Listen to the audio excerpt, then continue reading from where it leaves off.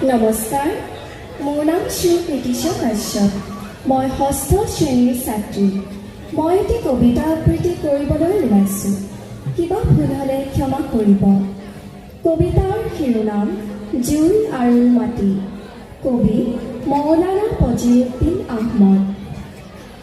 এমুঠি মাটিৰে তোমাক স্বজন কৰিছিল খনিকৰে, এতেকে হোৱা মাটিৰ সন্তান বিনয় মাটিৰ দৰে। যিদিনা অগ্নিয়ে গপত উফন্দি অহংকাৰ দেখুৱালে, মাটিয়ে সিদিনা স্বভাৱ সুলভ নম্ৰতা দেখুৱালে।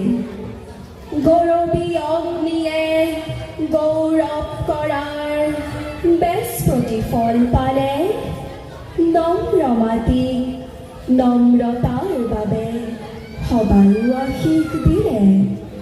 এতেকতে হেৰা মাটিৰ মানুহ ত্যাগ কৰা অভিমান, হওক যেনে বিশাল ধৰাৰ মানৱতা মহীয়ান। মানৱতা মহীয়ান, মানৱতা মহীয়ান, মানৱতা মহীয়ান। ধন্যবাদ।